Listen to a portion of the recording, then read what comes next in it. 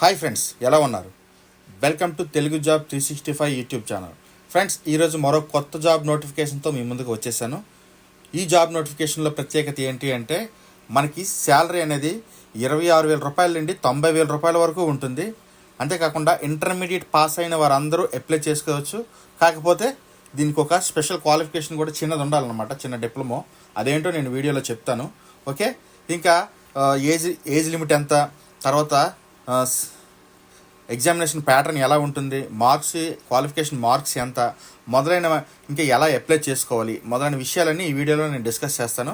Video skip చేయకుండా end వరకు చూడండి. అంతేకాక కింద డిస్క్రిప్షన్లో ఒక టెలిగ్రామ్ ఛానల్ ఇచ్చాను, అందులో వెంటనే జాయిన్ అయిపోతే మీకు మరిన్ని జాబ్ నోటిఫికేషన్స్ అప్డేట్స్ వస్తూ ఉంటాయి. ఇంకా ఈ ఛానల్ సబ్స్క్రైబ్ చేసి మీ ఫ్రెండ్స్ అండ్ ఫ్యామిలీకి షేర్ చేసుకోండి. ఓకేనా? ఇప్పుడు టాపిక్లోకి వెళ్ళిపోదాం. ఫ్రెండ్స్, ఆయిల్ ఇండియా నుండి రీసెంట్గా ఒక జాబ్ నోటిఫికేషన్ అనేది రిలీజ్ అయింది. ఇది 8th ఆగస్టున రిలీజ్ అయిందనమాట. సో ఈ ఆయిల్ ఇండియా లిమిటెడ్ అన్నది మహారాష్ట్ర పబ్లిక్ సెక్టర్కి చెందిందనమాట. Ministry of petroleum and natural గ్యాస్లోని అండర్టేకింగ్లో వర్క్ చేస్తుందనమాట. సో మనకి ఇండియన్ నేషనల్స్ అందరూ ఈ జాబ్కి అప్లై చేసుకోవడానికి ఎలిజిబిలిటీ ఉన్నది. సో ఈ జాబ్ లొకేషన్ చూసేసరికి మనకి నోయిడా, అంటే ఉత్తరప్రదేశ్లోని నోయిడా ప్రాంతంలోని మనకి జాబ్ అనేది ఉంటుందన్నమాట. సో ఇప్పుడు జాబ్స్ ఏంటనేది చూద్దాం. ఫ్రెండ్స్, ఇక్కడ చూసారంటే మనకి జూనియర్ ఆఫీస్ అసిస్టెంట్ జాబ్స్ అనమాట. ఇవి మనకి టోటల్గా 10 వేకెన్సీస్ అనేవి ఉన్నాయి. సో ఇంటర్మీడియట్ పాస్ అయిన వారందరూ దీనికి అప్లై చేసుకోవచ్చు. ఇక్కడ క్లియర్గా మెన్షన్ చేశారు వాళ్ళే. ఇంకా దానికి equivalent recognised board or university నుండి ఏ క్వాలిఫికేషన్ ఉన్నా సరే సరిపోతుందన్నమాట. దీంతో పాటు మనకి MS word, MS excel, MS power పాయింట్లోని మినిమం 6 months డిప్లొమా చేసినటువంటి సర్టిఫికేట్ ఒకటి సబ్మిట్ చేయాల్సి ఉంటుంది. సో వీళ్ళకి ఏంటంటే ఆఫీస్ అసిస్టెంట్ కాబట్టి కంపల్సరీగా మైక్రోసాఫ్ట్ వర్డ్ కానీ, ఎక్సెల్ కానీ, పవర్ పాయింట్ కానీ ఖచ్చితంగా వచ్చి ఉండాలన్నమాట. సో తర్వాత మనకి రిజర్వేషన్ విషయానికి వస్తే, సో కేటగిరీ వైజ్గా మనకి ఇక్కడ ఇచ్చారు. ఎస్సీ అభ్యర్థులకి 2 పోస్టులు, ఓబీసీ అభ్యర్థులకి 1 పోస్టు, ఈడబ్ల్యూఎస్ అభ్యర్థులకి 1 పోస్టు, అన్రిజర్వ్డ్ క్యాండిడేట్స్కి 5 పోస్టులు ఇచ్చారు. టోటల్గా 9. ఇంకా బ్యాక్లాగ్ అంటే లాస్ట్ నోటిఫికేషన్లో ఒక జాబ్ ఫిల్ అవ్వకుండా ఉండిపోయింది. సో మొత్తం కలిపి 10 పోస్టులు ఉన్నాయి. సో ఇప్పుడు ఏజ్ లిమిట్ విషయానికి వస్తే ఈ జాబ్కి మనకి జనరల్ క్యాండిడేట్స్ అయితే 30 years లోపు ఉండే వాళ్ళు అప్లై చేసుకోవచ్చు.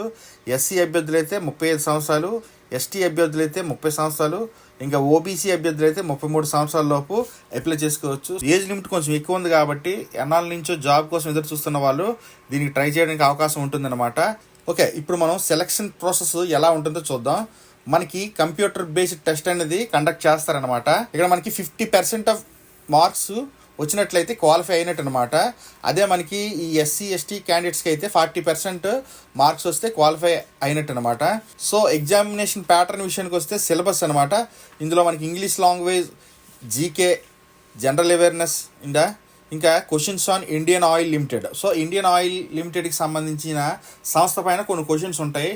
టోటల్గా ఈ 3 పైన మనకి 20 మార్క్స్ అనేవి ఉంటాయన్నమాట.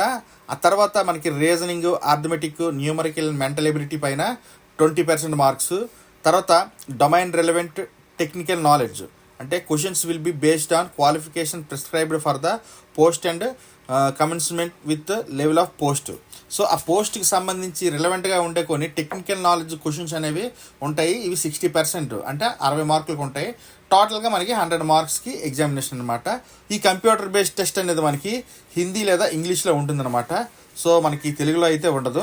ఇంకా మనకి నెగిటివ్ మార్క్స్ కూడా ఈ ఎగ్జామినేషన్కి ఉండవు అనమాట. ఎగ్జామ్ అనేది మనకి 2 hours వరకు కండక్ట్ చేస్తారు.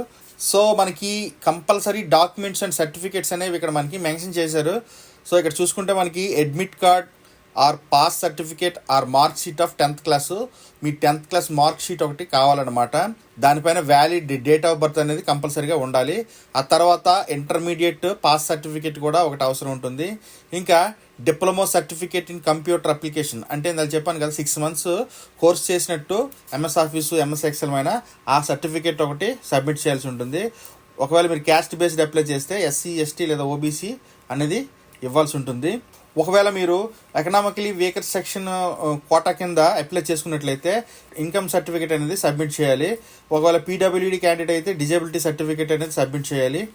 ఒకవేళ మీరు ఏదైనా గవర్నమెంట్ ఆఫీస్లో ఆల్రెడీ పనిచేస్తున్న వారైతే మనకి నో అబ్జెక్షన్ సర్టిఫికేట్ కూడా తెచ్చుకోవాల్సి ఉంటుంది అనమాట. సో మనం ఈ జాబ్కి ఎలా అప్లై చేసుకోవాలనేది ఇక్కడ మనకి క్లియర్గా మెన్షన్ చేశారు.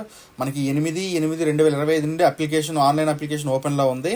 ఇంకా 8/9 వరకు అప్లికేషన్ అనేది ఓపెన్లో ఉంటుందన్నమాట. సో ఇలా indianoil.com వెబ్సైట్లోకి మనం డైరెక్ట్గా వెళ్ళిపోవాలన్నమాట.